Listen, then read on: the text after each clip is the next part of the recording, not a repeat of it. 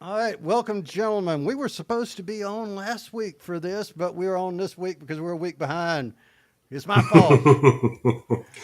Totally well, my fault. But how are you well, guys? um, honestly, or just making chit chat. Because Mm. The this world is is falling. this is Sutler's Gin. It's bottled in my hometown, made here in Hickory, North Carolina, and I'm just saying. If I don't sound 100% coherent tonight, it's because this is good stuff. Mm. And when you're feeling like I do, sometimes it's. Well, Nietzsche said alcohol is the anesthetic that allows us to get on with the surgery of life. So, Mm. I think that was Nietzsche. Well, all Anyway, I'm how saying you? is, well, all I'm going to say is before Clarence answers that question, and this is all I'm going to say about it before we even get to the here we go again part is I'm in a blue light. Clarence, you're in a red light. I don't like you tonight because you're in a red light. Ooh, But I'm in a blue light. I'm there you glad I'm go. in a blue light. Take that how you wish, anybody Well, watching or listening, but I'm glad to be blue. I do not hold to Clarence's color against it. I won't. That's No pun Hey, I'm in intended. engineering. That's what's really happening. that's right. These are Yeah. these are Star Trek uniform colors, dude. But, This has nothing to do with okay. I politics. thought Yeah, wrong yeah, context. exactly. I thought he was just trying to make the Federation great again. But anyway, Oh Federation boy. already great. Yeah. Oh boy. And, Clarence, I think you have, and let me say this before we start. I mm, think you have a very magnetic personality. You want to know why?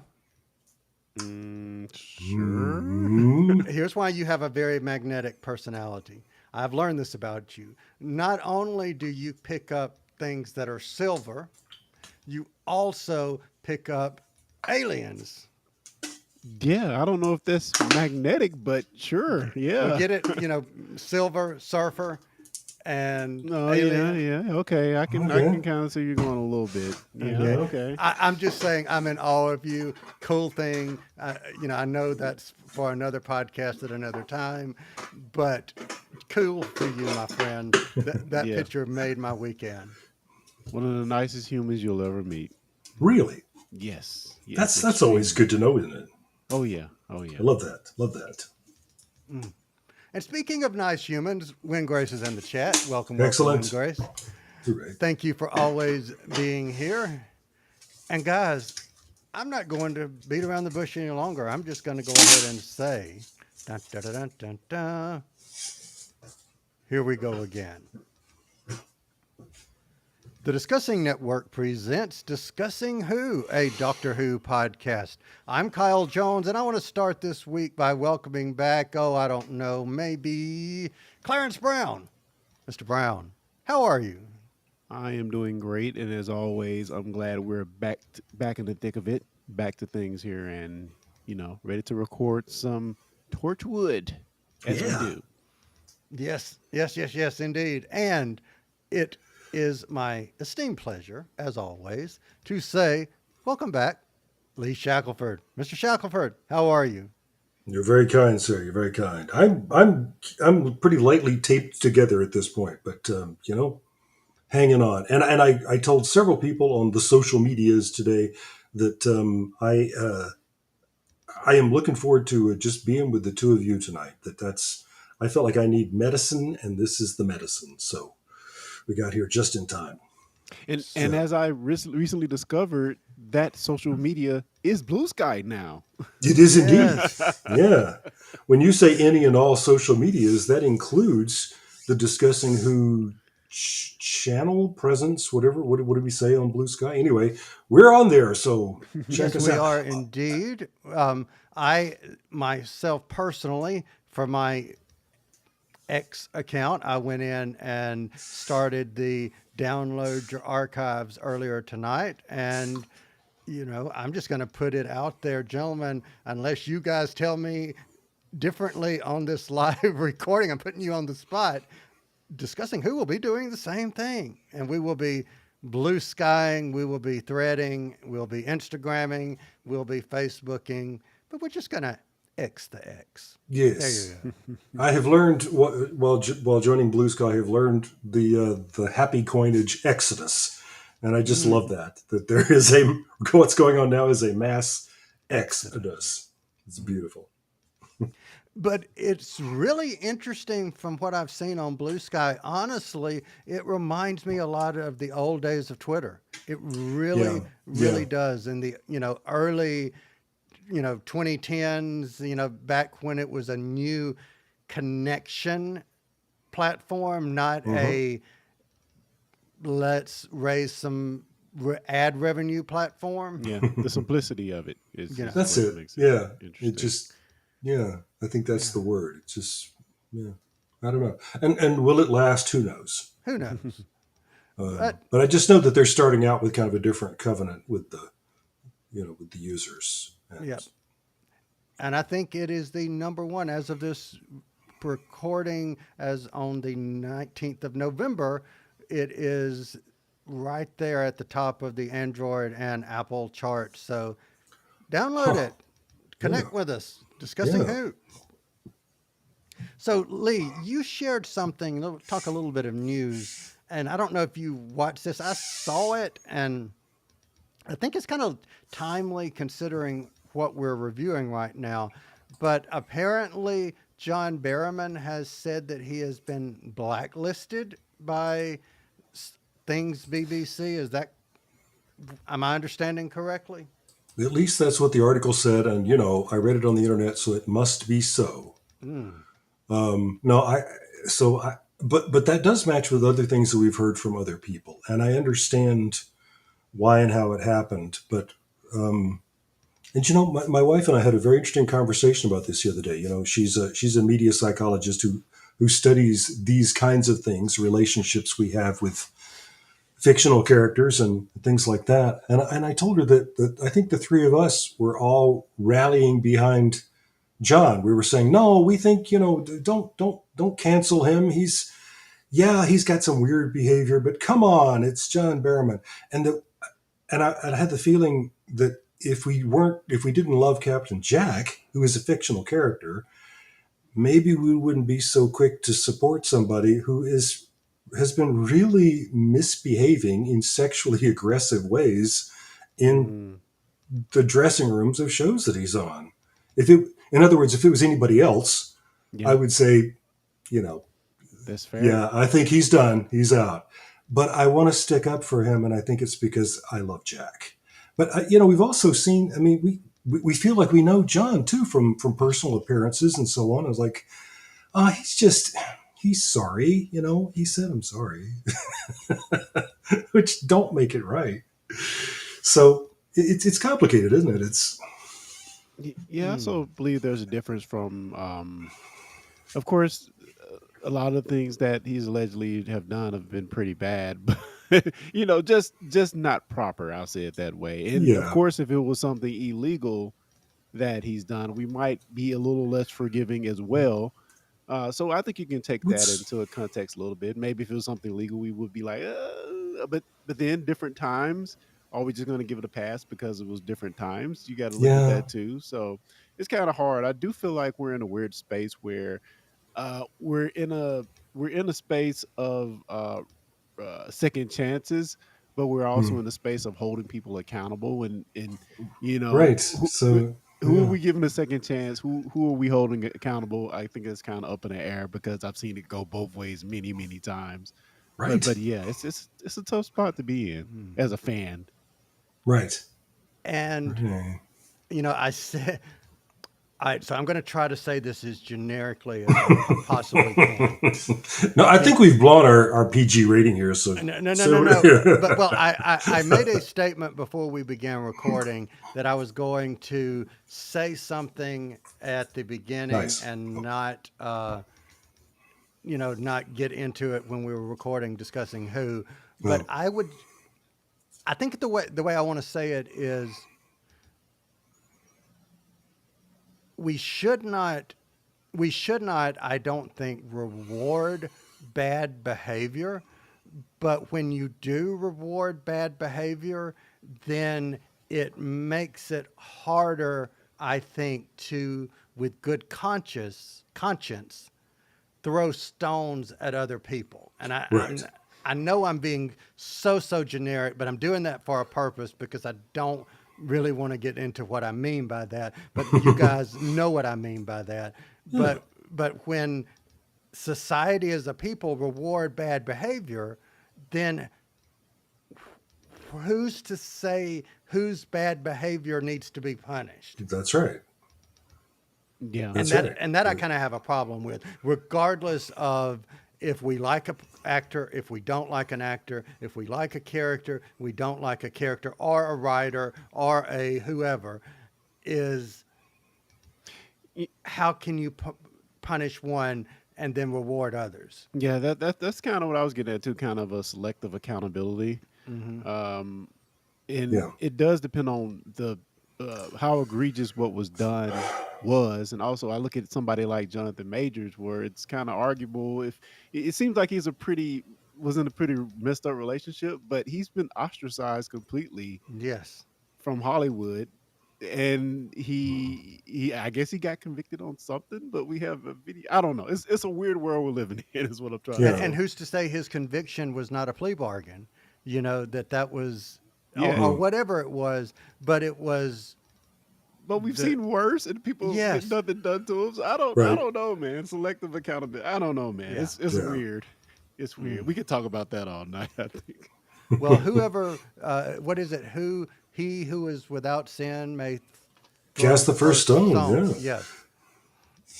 You're right, though. We can talk about this all tonight on a very special Torchwood. Yes. But The speaking of, sins of John Barrowman. yes, Oh boy, Let's do it. brutal, for, brutal at the end of this episode we're going to talk about. Oh man, well, all I know is Oh, okay. Yeah. kind yeah, of what Lee was saying just a minute ago. The fact of whether we're casting stones at people, whatever we're doing, the fact that we're on here together brings joy to my heart. It's all joy to the world because we got a Children in Need special, little bitty clip of the Christmas special. So, without going into any details, no spoilers here, we do see a name pop up from Boom Hmm. in this little spoiler. And many That, other episodes. yes, and that has also appeared in series one and etc. and so forth back in 2005. hmm. So Maybe I I just didn't hear think that's said name. interesting. Okay, spoilers. Villain Guard is Oh popped yeah, back up. oh yeah. Yeah. So Yeah, I people- think that's interesting. Hmm. Very interesting. You remind me that I when you asked me, I knew you were going to say how you doing when we signed on to this episode, and I was going to say, and I was going to respond, did you have the ham and cheese toasty and a pumpkin latte? But I missed my opportunity. Anyway, that apparently is going to be a joke for the Christmas special. Yeah, I guess it just depends on when my room is. That's all Exactly. I can say. Not where, but when. But when. There's some interesting ideas just that are teased in this little bit, and I enjoyed that a lot. It's yeah, Timey wimey. timey wimey, definitely. Well, it said that Moffat had just said that this is the last thing he's written, the last thing he's ever going to write for Doctor Who. And my thought was, oh, yeah, he's already written his last submission for next series that we don't know about yet or whatnot. So. That's right. All right, so gentlemen, any other things before we move on? Any more news, anything else going on for you before we move on? I don't think so. All right, so for everyone listening, if you have not seen They Keep Killing Suzie, put us on pause, go out, watch the episode, come back, because from this moment forward, spoilers. Alrighty, the spoiler warning has gone out, and we are back to review They Keep Killing Suzie. This is the 8th episode of the first series of Torchwood, first airing on the 3rd of December, 2006. So, summary view. Lee Shackelford, I'll start with you. Summary view. What say ye? Strangely, from 2006, I didn't remember this episode at all. So it was just full of surprises. And that's cool. Um, it gives us a chance to see the I think remarkable Indira Varma again, who was dead, but here she is in this episode again, and I just think turning in a great performance. She's a great actor. I wish she'd turn up on Doctor Who at some point. That would be Mm. Well, keep anyway. well keep your bird eyes out. Okay, Because she might have a brain performance. Who knows? okay. Well, I'll watch out for that in the future. Yes, indeed. But anyway, I thought this was intense, and more of that sort of moral pondering about death and life, really. So, as we said back in our first episode talking about Torchwood, we're going to get into it with Torchwood. What do things mean? What does anything mean? What are the foundations of our relationships? What matters and what doesn't? What are the standards that we hold ourselves and other people to? It's all gets called into question in Torchwood. So, Mm. what about you? What are your gut reactions to this one? I'm right there with you guys. Did not remember a lot of this one. Hmm. Definitely a lot of twists Hmm. in this episode. Some interesting motivations, and seems like she's holding Torchwood in a lot of contempt by the time she Yeah. starts to make her way back. But yeah, I thought it was a wonderful episode. It kind of as you mentioned, Lee, it was very very intense the entire time, and kind of kept you on your edge of your seat. And when we found out some of the logic of what's actually going on, even more interesting. So yeah, I, I Hmm. I very much enjoyed this episode. I can't wait to get into some of the details. Mm. So before I give my thoughts, I want to give a quick shout out. Our friend Larry Irby from Discussing Trek wanted to join us tonight. He was Hmm. unable to, but he did send a message, and I'll use this as his summary view. He said, "Let everyone know that this is one of my favorite episodes because it has so much in it that pertains to the series later on." So interesting. Yeah. That's Hmm. I don't know what that is. So I don't know what that is Yeah. either. So now it's got me curious. But for me, this is oddly one of the ones I remembered. I remembered that Susie came back. I remembered that it had to do with the glove. And I remembered that she was bad. Now, everything else, I did not remember. But I did remember that. That and the Cyberwoman episode were the only two ones that I really kind of remembered, from this Hmm. series. Um, I agree with everything the both of you said. This was very deep, very dark, and very somber, to be honest with you, and very, uh, very almost depressing. Mm, But we'll, like get into it.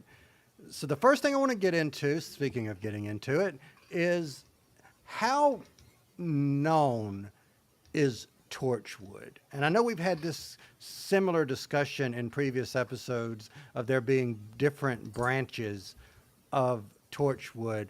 But is Torchwood supposed to be like Unit and everybody knows that it exists? Or is it in the shadows? Thoughts? well, from the episode specifically, it seems like that it's a very known entity, at least in the law enforcement side of things, where they kind of think they're a-holes and just come in Hmm. and you know how you always have this in a lot of American shows where it's the local sheriff and then the FBI comes in and takes Right. over the investigation. That's kind of what they are in this world, or what they seemingly are in this world. So it seems like they're known to a lot of the law enforcement and very much hated as well. Certainly resented. Yeah. Yeah. Yeah. Lee, what do you It think? it does. I thought the same thing that clearly the law enforcement community, at least in Cardiff, knows them, and they know that for whatever reason that's never been explained to them, Torchwood can just do whatever they want. But does that mean they know what Torchwood is exactly and what they do? I don't think so. Agree. I so if they really knew. Mm. But yeah, I'll go ahead and tell you that my favorite scene in this was the CID people at the police station laughing their butts off at Torchwood being locked in their uh, facility. I just thought that was a hilarious come up with, and and then their chief of police, then she goes on and helps them. She does everything she can to help them, so she doesn't just hang up on them. So it's just a good thing all around. So that was very big of her, I thought.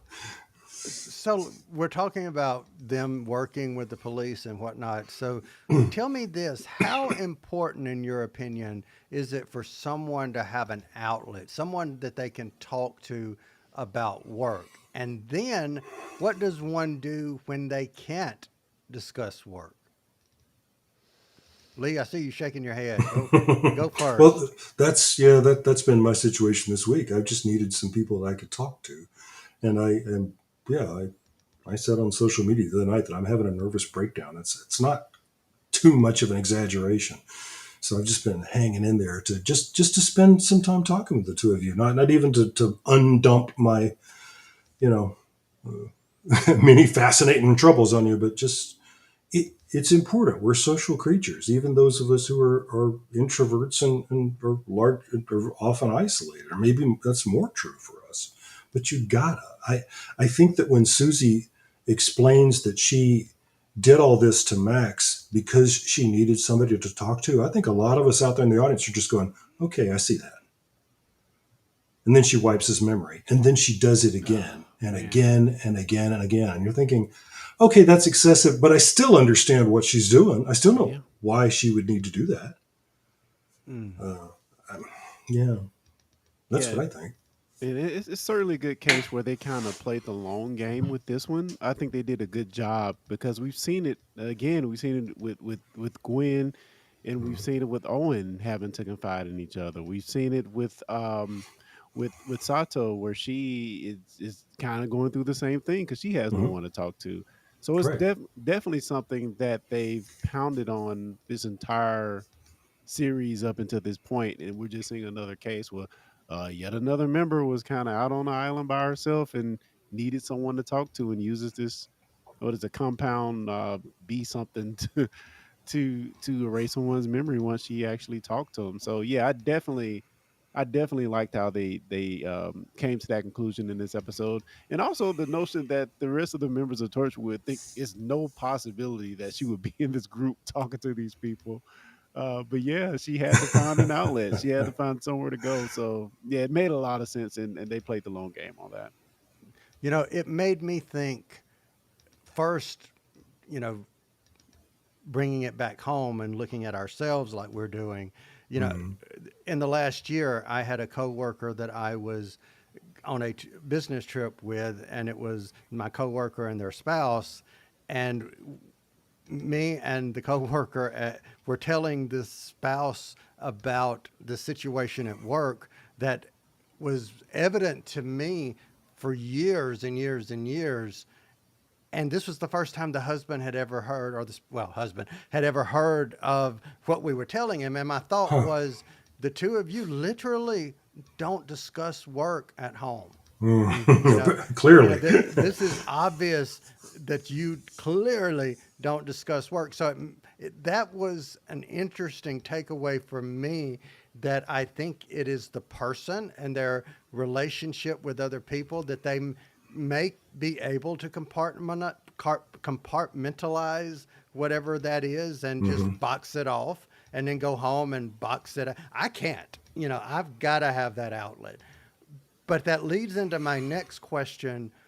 What if we were working for the CIA or for UNIT Mm-hmm. or for Torchwood or whatever, and you can't tell somebody?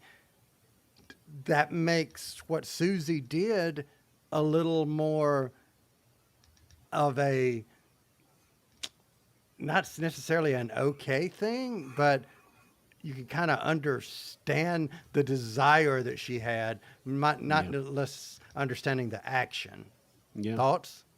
yeah. No, certainly, certainly. I mean, I think Lisa said a minute ago. I mean, she had to have somebody to talk to, so we can't really fault her for what she did. Now, of course, we know it's a bad thing, but in light of what she may have been going. I mean, we saw with Glenn and with Gwen, excuse me, in just a short amount of time how it was affecting her. And Yeah. imagine doing this for years and years and years, and no one to talk to. Although we do get a hint in this episode that her and Owen may have been a thing, sort Mm-hmm. of. Oh, I So think definitely. Yeah. Yeah. Mm, Yeah. Because she asks Gwen point blank, have you slept with Owen? And Gwen mm, doesn't really answer, but she says, "So you've replaced me in every way." yes. wow. Mm. So let's talk about Susie for a moment. Clarence, I'll take this to you first. Do you think she was evil? That's my first question. And then it's a two-part question. So this is first.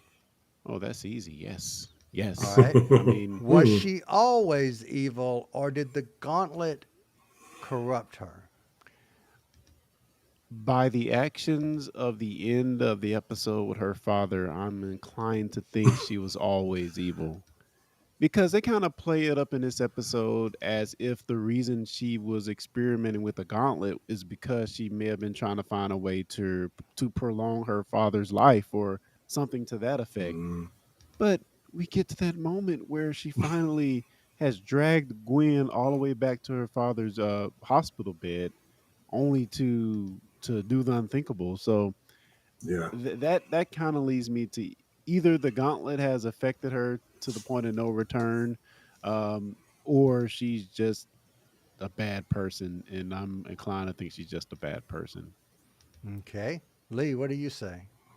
That that revenge murder on her father. I mean, she identifies it as revenge. So we have to think that she has grown up in some kind of personal hellscape. Yeah. So she may have never had a chance to. I don't know. So that's a nature nurture thing, I suppose. But yeah, I think she's had some severe problems for a long, long time.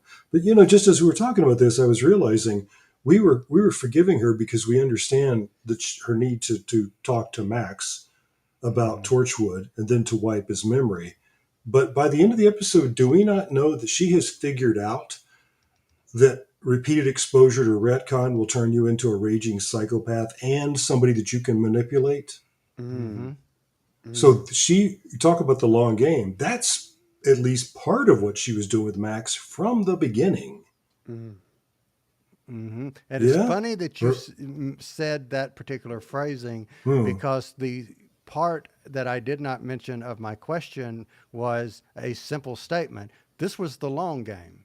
Yeah. This is, in my opinion, I think, like what you guys said, she was evil from the beginning, or she was inclined based upon whatever it Yeah. was that happened to her. If those things were put in front of you that might would give you to go to the dark side. She went to the dark side because of things that she was given. Now, if she didn't have the gauntlet, she could have had a gun. There's several different ways you could have gone. She could have poisoned and she could have done whatnot. There's plenty of things that she could have done, but Torchwood was the opening that she needed to do the things that she did, in my opinion. yeah. And if not for the very a line at the very end that they mentioned, I thought the long game idea of her killing herself only to be resurrected later. I thought even if that was a long game, it just seems like a weird way to go about it just to live again. But the one line at the end where if they did not sever the connection or destroy the gauntlet, that she had the possibility to be another Jack, or at least that's what it sounded like to me. Hmm. If that was her goal from the very beginning, I'm like, bravo, bravo, because it makes more sense that she would go through all this in an attempt to have eternal life or something. There's about. Mm. So, Lee, you brought up in a previous review that this series seems to be, or not seems to be, is presenting that death means nothing. Once you die, you disappear. I mean, That's it. is the Yeah. feeling that I'm getting.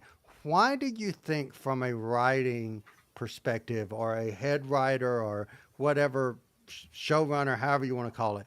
But why do you think they made the decision to present this in the Doctor Who universe, as it be, as death is finite? You know, death, there's nothing after. Why take that hopeless way of looking at it when Doctor Who seems to always be so much more hopeful? Well, that's a good question. And again, I think we could do a whole episode about that because I I do think that Doctor Who, for all of its flights of fantasy, is still rooted in the idea that there's nothing in the universe for which there isn't a scientific explanation. You know, either that we just don't know yet. You know, as the ancient Greeks posited in the first place, maybe not everything is knowable. You Mm. know, so there's no reason to believe in the supernatural. There's no reason to believe in God or heaven or hell or any of those things. And so, if anything, this episode kind of breaks that rule because really, if you're going to be serious about that point of view, you'd expect that people who have been dead and then get a chance to talk about it will say there's nothing on the other side. Susie says, and Susie lies, but Susie says there's something moving in the darkness. And she says to Jack, and it's coming for you, which I think is what Larry was referring to Mm. about things that are going to pay off later in the series. But in any case, um, yeah, I think it's important to the overall tone of this show. The death is the end, and what we have of life is what we're experiencing in this instant, instant by instant. Um, and for people like Jack, who have been given the gift of immortality, what he experiences is a curse. Being born and dying is the way it's supposed to be. Mm. That's what your life is supposed to be, says Torchwood. Jack is the Okay. aberration, and he didn't like it. All right. So let me pivot that question Yeah. to you, Clarence. How has Jack coped, in your opinion, Mm. as being this immortal being that he now is?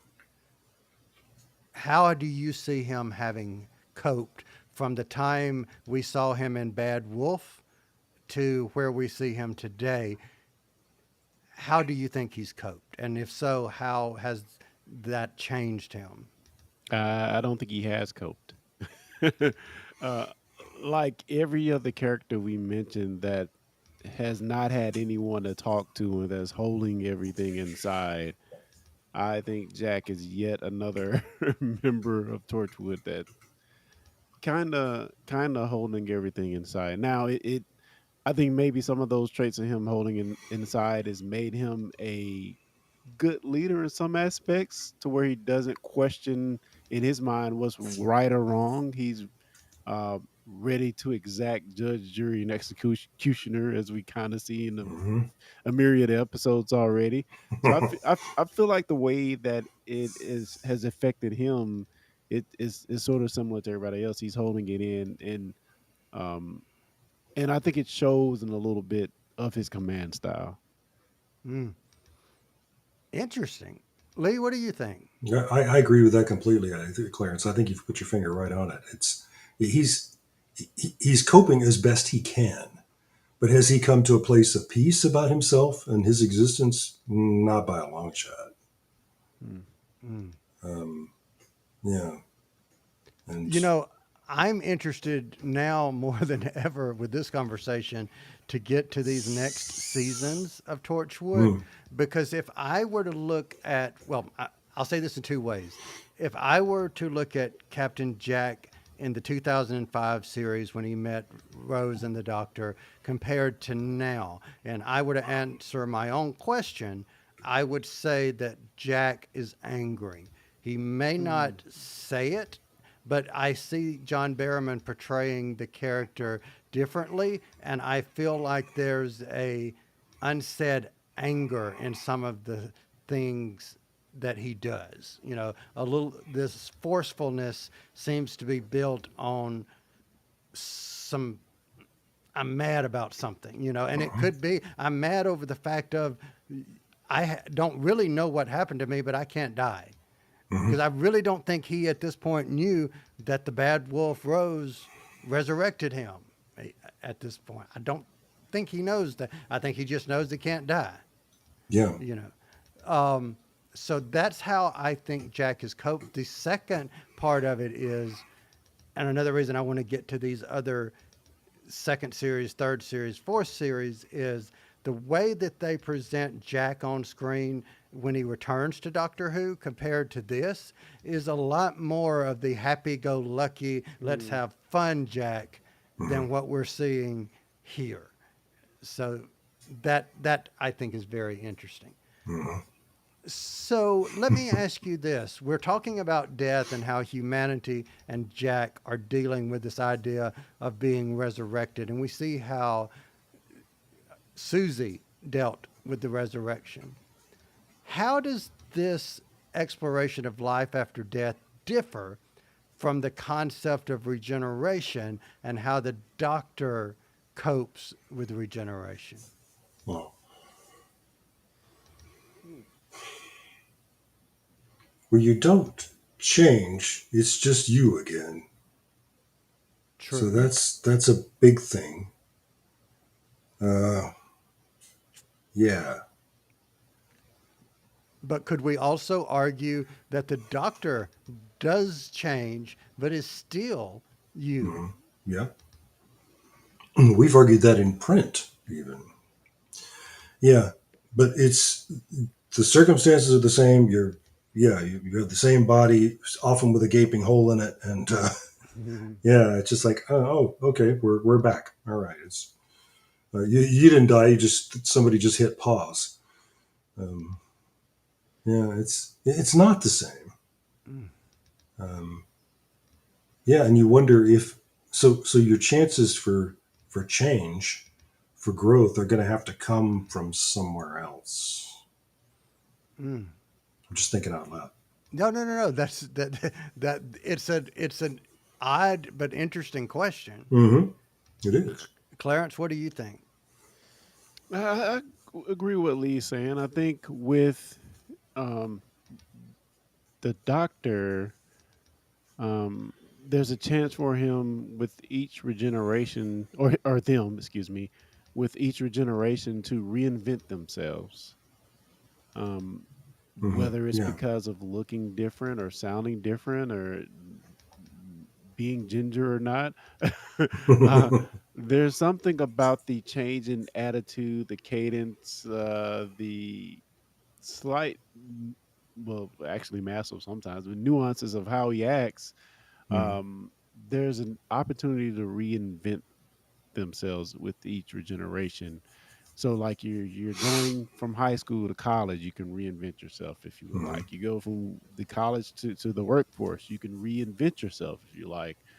But it's like Jack is kind of being robbed of that opportunity. He's living another he gets a chance to restart his life, but he's right back in the same situation he was before with no opportunity to really change. I mean, I guess he could if he wanted to, but it doesn't readily present itself. Mm. Yeah, Yeah, I because it reminds me that our other immortal in this world is Lady Me, who has reinvented herself time and time again. That she's Mm, been a bad guy, she's been a good guy. yes. So Jack has that opportunity, I guess. mm. But maybe it is what Clarence hit on with the regeneration, and this is another question into itself or unto itself. Does the doctor have the ability to change within one single incarnation, Mm, or is the change dependent upon the regeneration? You know, but that's a question for another day. But mm, maybe with the human being given that immortality, it's literally, and deep context here, he who is to win will also lose. Is you can't change, but other than yourself, meaning you've got that one tablet Hmm. you can't wipe it clean and repaint something else on it. Yeah. You've got that one tablet. You can clean it up. You can polish it off. You can do whatever, but it's still that one tablet. However old it gets, it's still that one tablet. And maybe with the doctor, you're literally wired for change. Yeah. Hmm. That's interesting. Yeah, think about Jack, me, Highlander, whatever immortal person you think about. There is a certain amount of brooding that goes along with that long living lifespan. That just the the weight of it, in a sense, and it's somehow the doctor. Interesting about the doctor's character. Somehow the doctor's been able to shed a lot of that. And I'm not sure why. I mean, it's interesting we talk about it now, but it could be the different look. That could be part of it. But for the large part, seems like uh, they've been able to shed a lot of that brooding that is associated with a lot of other long living characters from other sci-fi or fantasy or whatever you want to look at. Mm. Yeah. And going back to the doctor here, and I know this is going in a weird way, but I think because of the way this episode presents life after death or life and death, I just think that this is an interesting angle. Maybe with humanity, we are taught from early childhood that you're going to grow up and die. As morbid as that sounds, we're taught when people, either relatives or people that your family knows, that when someone passes away, that death is a part of life. Maybe from where the doctor was from originally or growing up, if you are subject to the mentality of you have regeneration, you're going to change. That's why psychologically it's so much more not acceptable, but psychologically enabling themselves to cope with it because you've been ingrained that regeneration happens. Whereas most humans don't get what Jack has or me has, or bringing it back to the story, what Susie attempts to have. Yeah, I want to give a shout out to the writers in this episode because it was Hmm. something really cool and bad for Gwen, but fun, I think, of the idea of, oh, I killed myself by a very brutal headshot, wound, and slowly mine is healing and Hmm. it's appearing over there Yeah. on Gwen. I was like, oh man, it's so brutal. Yeah. But a nice Yeah. touch for the writers, I think. Gwen says, "What's happening?" She says, "You've been shot in the head. Believe Mm, me, it hurts." slowly. Whew, whew, whew, yeah. So, Mm. So, gentlemen, before we get into our favorite scene, favorite quote, and final rating, do either of you have any more subjects, topics that we have not brought up? I wanted to mention we got a very nice shot of the Millennium Center, like when we flash back to Susie trying to kill Jack and herself. And it reminded me. I don't know if we ever talk about this on here, but when I was there, I was quite entranced by that building, and it's a major arts center for Wales. And I wish I had a chance to go inside because there's an opera house and a concert hall and everything inside that amazing building. But the giant text on the front of it is just kind of perplexing. And sometimes in Torchwood, we'll sort of get, it's like we're almost going to see all of it, but we never quite do.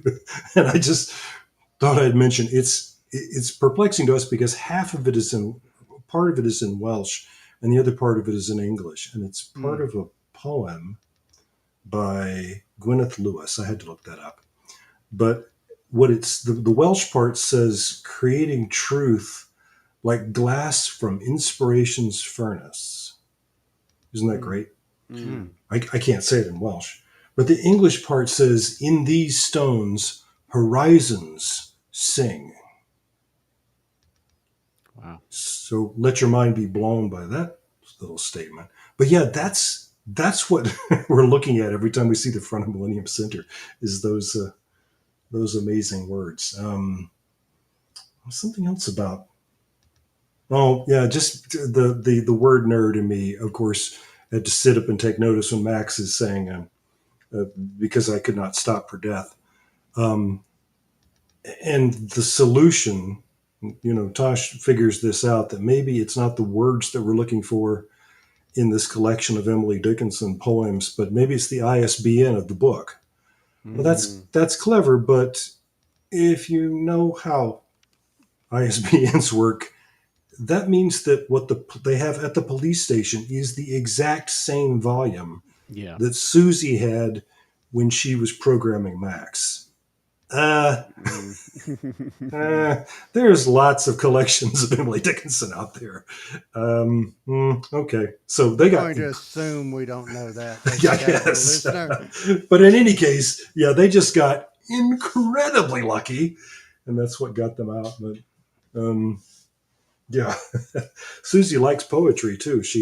When she's taunting Jack, she says, "Oh, Captain, my Captain." That's Walt Whitman. So yeah, she's just full of them. Yeah. Did you think the literature part of the whole locking down the base and getting the base open, did that feel clever to you? Because a lot of it was lost on me. I was just like, let's hear it and get this over with. Find the phrase. Let's get. Yeah, I it felt precious to me. It's sort of like, really, Mm. really, because really she could have programmed him with anything and then built that into the Torchwood security system.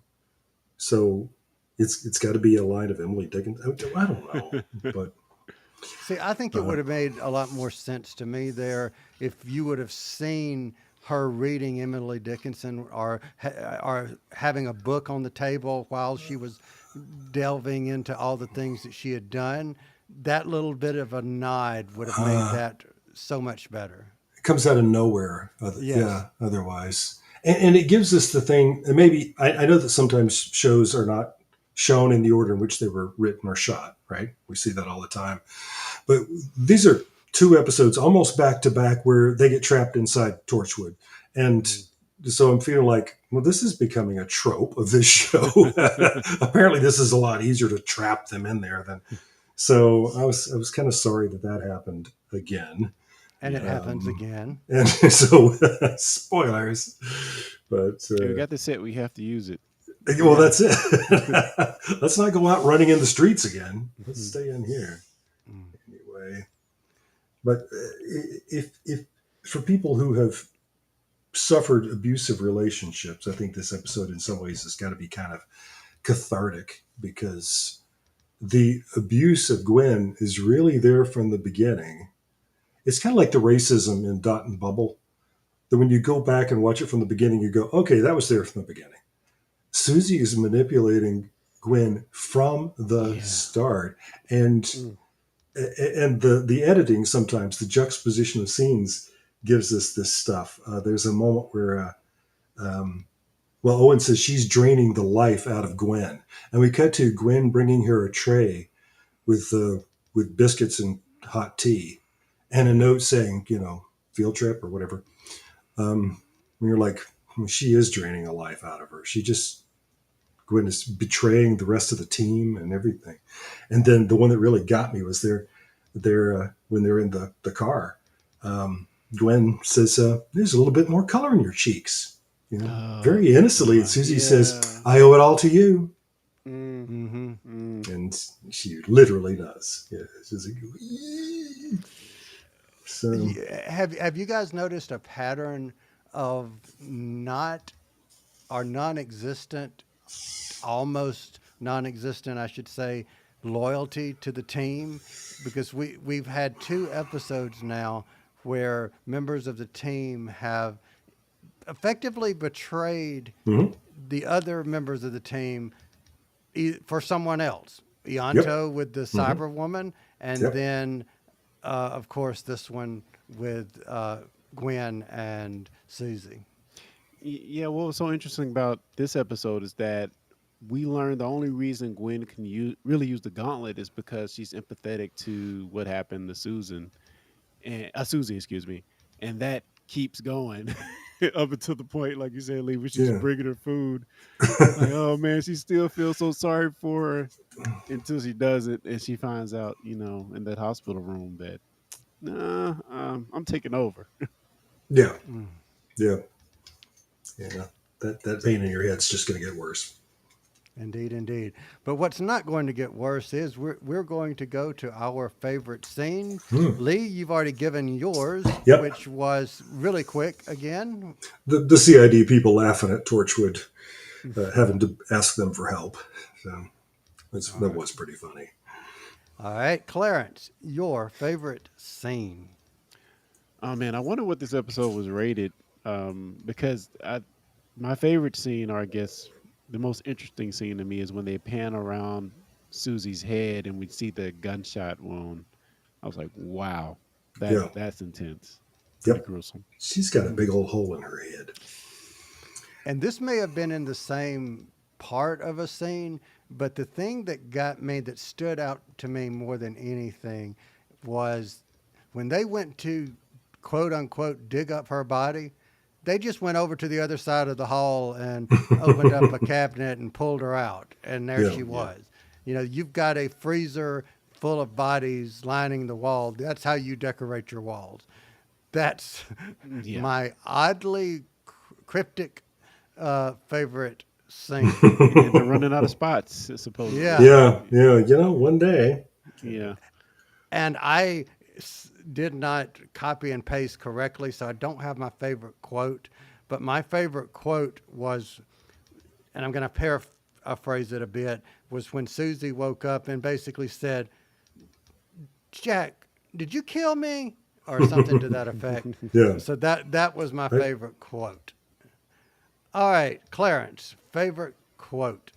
Mine is the right before the actual title prompt where DS Swanson is saying, "Looks like somebody wants your attention," and Jack Mm, is like, "They got it," I got it. with Torchwood written on blood on the wall. All right, Lee, favorite quote. Mine comes from the other end of the episode. That's the thing about gloves, sir. They come in pairs. Mm, Ooh, dun, dun. Mm. Oh yeah, we gotta shout out the. Well, I'll say this for my rating, but there's a couple All other right, things. well then we're Well, at wait, final rating. So but Clarence, but no, go before ahead. before I give my final rating, we got to talk about how brutal it was with Jack mowing down Susie at the very end of the episode. Again, that exacting laser focus. I don't Hmm. care. I'm just gonna be Yeah. the everything at this moment, judge, jury, executioner, and oh my God, he I just will keep shooting you until you die. the brutality of that scene, man. Like, oh my God, yeah, yeah, he just kept shooting. He kept Well, shooting. this is kind of a rare moment of, you feel like, of just Jack just being an ass. When we learn that Max is triggered by the word Torchwood, and they do it twice. And then on the way out of the scene, Jack says, almost over his shoulder, Torchwood. Hmm. Yeah, Like, yeah. why? In the chat, the time scale says, I remember interviewing one of the writers, Paul Tomalin, and that Mhm. was one of his favorite laughs. Mm, Which one, I wonder? Yeah. mm, yeah. Yes, and says Yeah. this episode was brutal. Brutal. Yeah. Yeah. So back to final rating, Clarence Brown. What was your final rating? I'm gonna give this 4.3 risen mittens out of five. Sun Mm. gun. All right, Lee Shackelford, what say ye? Um, because I could not stop her death is a six stanza poem. I wanted to give this 6 out of 6, but I'll give it 5 stanzas of because I could not stop her death out of 5. Mm. Yeah. I'm going to give this because I think this is we always have good conversations, I think, but we don't rarely go this deep. So Hmm. I'm going to give this 5 deep discussions out of 5. Groovy. You And could have just I said life think knives. What now? Yeah. I'm joking. Go ahead. Stun gun. High Hey, five. you don't want me, Clarence. I think you. Uh, I don't know. What did you just do? I just don't know. Maybe you tempted me to do something. Oh, I knew it.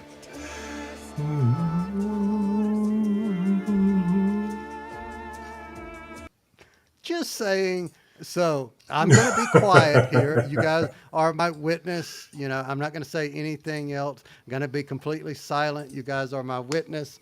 But I'm going to give this 5 silent witnesses out of 5 because I got to play that again. So Wow.